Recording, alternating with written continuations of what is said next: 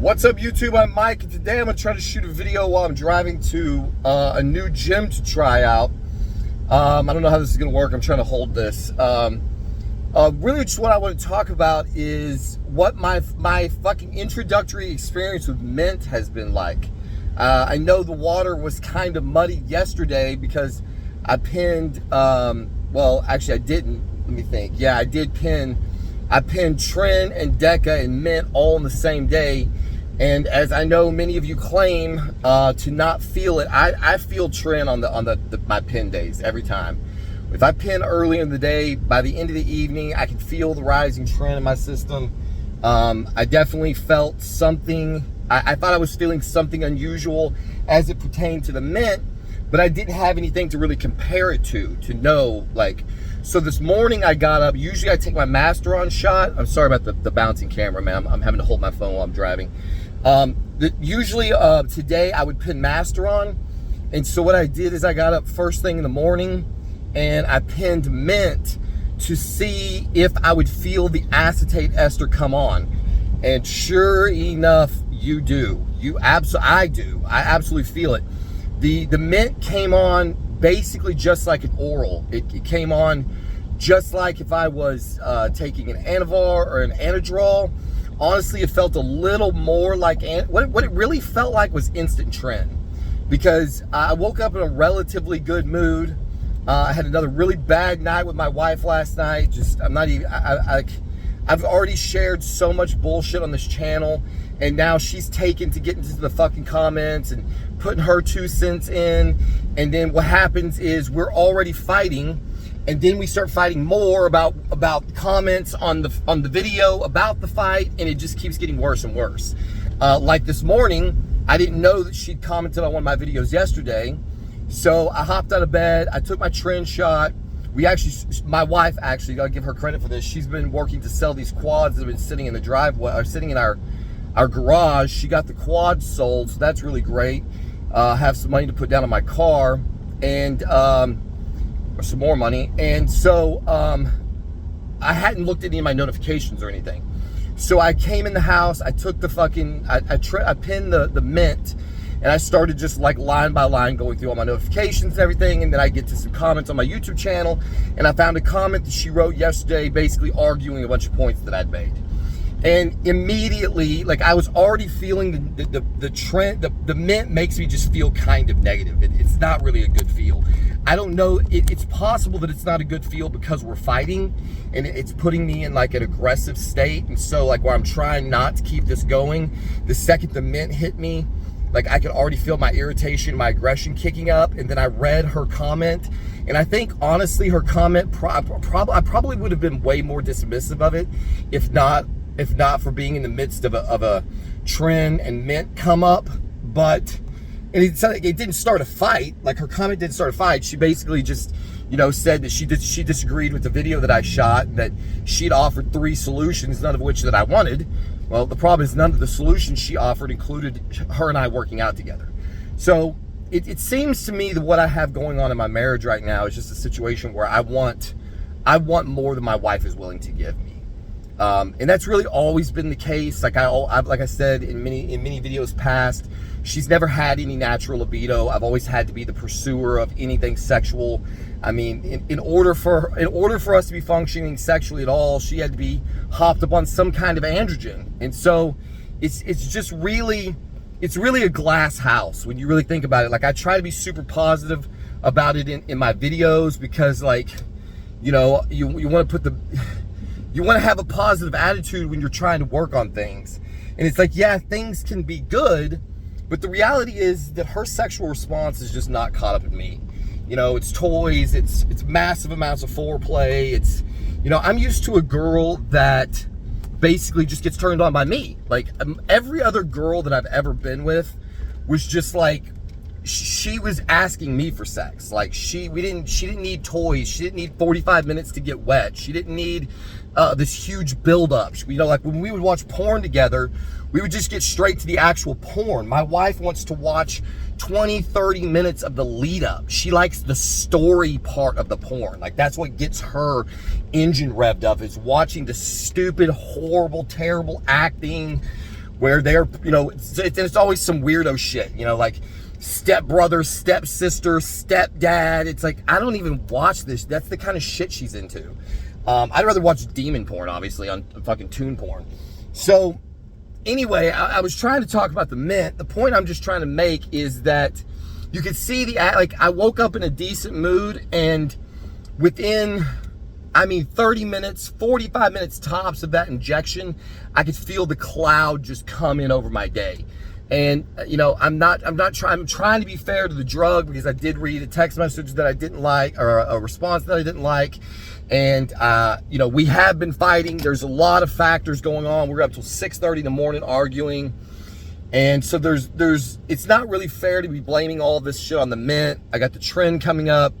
But the thing that I can say that seems to be truly MENT related is that it's an acetate, and I've never taken an acetate before. So it's, you know, it seems to be like an oral. It seems to be almost instant active. I feel the come up start within 30, 45 minutes of the injection, and it's putting me on a serious edge.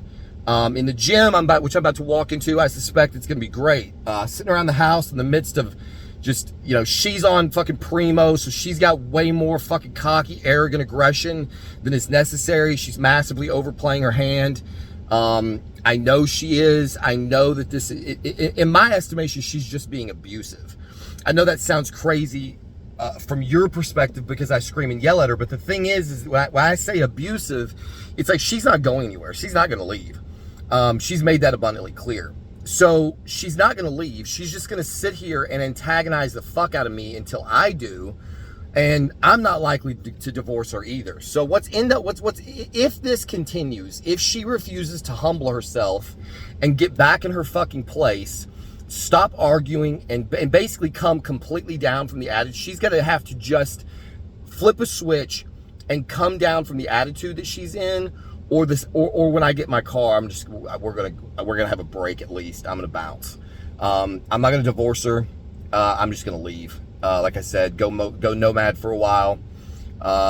You know, like I don't know. Like what I'm not doing is going to find another house and going to get a job and paying a bunch of child support. Like if she wants to make the conditions in our house unlivable by bickering over stupid fucking things, if she wants to not be willing to allow me to have absolute total control of the decision-making power in the house, that's fine. She's an independent person. She can do that. It just means that she's going to then have 100% of the power. She's going to do 100% of the taking kids to school, 100% of the paying bills. She's going to have to be responsible for her entire life.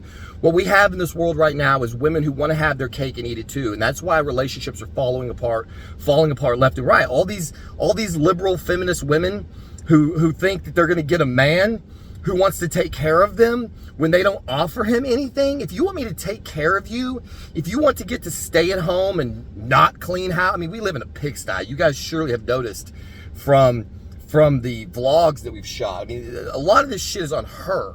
So she's used to being able to sit around the house, do a little homeschool, not be responsible for any fucking problems, and then she wants to argue my decision-making process. Well, that's not how it's going to work.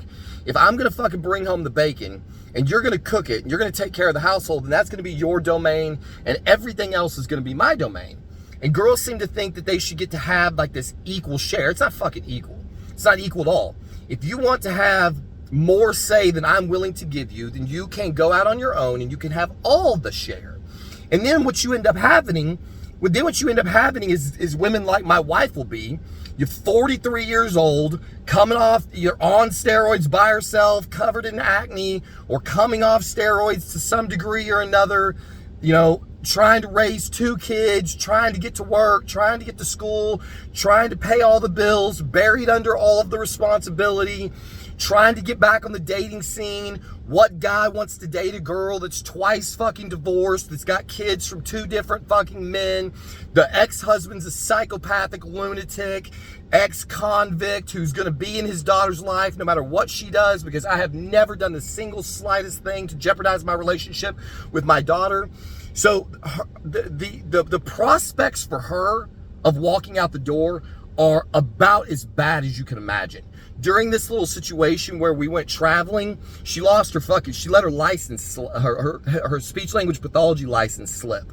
So even if she wanted to walk out the door tomorrow, it would take her a minimum of 6 months just to be able to go back into the career that she's used to working, which didn't pay a lot. You know, I mean, she was making like $55,000, $60,000 a year. In order to make more than that, she would have to work her ass off and never see her kids. It's very unstable. Due to some circumstances that occurred when I found out that she had a guy behind closed doors, which was against the rules in our marriage, I blew up at her office and massively damaged her reputation within this entire industry. So her ability to go back to work in the speech language field in Dallas, Texas, is not going to be the easiest thing in the world. Like she probably has a bad reputation in the business in general. Now it'll certainly help if I'm no longer in the picture, because of course they're all just going to blame me. But her prospects are not really good. And so women need to understand that men are analytical. We're black and white. I literally play life as a chess game. I'm looking at the pieces, I'm looking at the board, and I'm plotting everything out in multiple moves in advance. And so when you're trying to fucking pull rank on me, when you're trying to talk shit about me in comment sections and argue the fucking points and refuse to align yourself under me and argue my decisions, and I don't really give a shit what they are, you do that at the cost of ending up on your own. And that is effectively what we have in this marriage, is a situation that's basically like the United States versus Russia, and somebody pushes the button. It's mutually assured destruction. You know, it's a total loss for everybody. So her only real option is to just get in line like she always does. The problem is that it takes 2 weeks of her pretending like she has options before she just fucking gets in line anyway. And so every time she plays this game, it just does more and more and more damage, to the point that when we get back together, a lot of the love is lost. And this is exactly what happened in my previous marriage. And it got to the point where it's like I posted a song on my Discords called "Sometimes Love Just Ain't Enough." And basically it's saying, like, I don't want to be in a relationship with somebody just to have somebody next to me. You know, when you do so much fucking emotional damage, when you fight with me, when you fight the way she does, her fighting style is so psychotic. It's like every other woman. They move the goalpost, they change the point. They like to tell you how you're feeling, tell you what you did 20 years ago, tell you what you did yesterday. They can't stay on the topic at hand. The second they get proven wrong about one thing, they say, "Well, you told me something different 3 months ago or 3 years ago in 2 days, and well, you said this then and you said that then." It's this entire fucking bullshit melodrama of misdirection. And that's why I've said a woman's brain is like a labyrinth. There's no rhyme or reason to it. It's like a labyrinth that's constantly changing its configuration. So just when you think you figured out, okay, I need to go left, right, left, and there's the door, the entire labyrinth changes, and you have to figure it out all over again. And this is life with basically every woman. So when I'm not all hopped up on gear, I tell myself, look, you just got to kiss this girl's ass. You just got to give her whatever she wants. You just got to stop being, you have to stop looking out for you. You have to stop chasing your dreams. You have to stop caring about the things that the things that are missing in the relationship that you really want, and basically just settle, because being single is not better. You know, no other girl's going to be better. And so the thing that's unfortunately happening, though, is that's what's kept me here for so long, is the realization that I'm probably not going to do any better. The problem is that at some point things become so bad that being alone is better. It's not even about finding someone else who can compete with her. It's just the not being with her part. And so I can't know what my life would look like single, not saddled by 2 kids, not having to fucking, you know, have somebody else to support and constantly fight over time. And, you know, it's like, there's no telling, you know, maybe I'll just go homeless and make YouTube videos from the road. I already make enough money on YouTube and my other ventures that I could be homeless and eat perfectly fine. I know that sounds crazy, but I've just got to a point where it's like everything that I've tried since I agreed to follow this idiotic pipe dream of hers and quit my job and burn through our fucking retirement and go on all this traveling and buying RVs. the truth of the matter is, guys, this has been a total failure. I mean, this is why you don't do this. We're getting ready to learn the really hard lesson of why no one does this.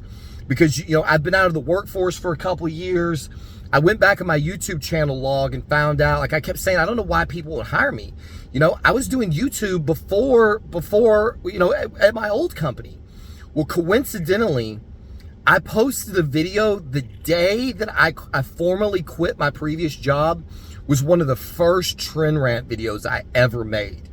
I looked at the kind of content that I was making while I was still employed, and it's nowhere near the kind of content that I've been making since I've been unemployed. And I even said in that video, now that I don't have a job, I feel free to say and do things that I otherwise would have been insecure, would get me fired. And it seems pretty clear that I was right, that these things that I've been talking about are not marketable. And so I either have to bury this channel, delete this channel, or accept that I may end up on the street trying to chase a YouTube dream, because once I buy this car, the money's gonna be getting real fucking tight, real fucking fast. So, but that is what it is. It's the decision that we made. It's a decision we have to live with. I'm about to go in here to a new gym, try to get a workout together, because my wife scheduled a graduation party for my daughter graduating homeschool kindergarten. So we're gonna go do that tonight with my parents, which should be a real treat. My wife and I, not getting along at all, trying to celebrate my daughter who has done phenomenal in school. We got her test results back, and she was in the 99th percentile in almost everything they measure. The lowest she scored was 97th percentile. She just completed kindergarten, and she tested at a 2.2 to 2.1 grade level. So she is my pride and joy. Everything that I had good in this world to give to anyone, my sweet little girl got. And at least for all the misery that I have caused myself, I did that one thing right. So there's your little update. This is what MENT has felt like for me on day 2. As always, thank you for watching. We'll see you on the next one.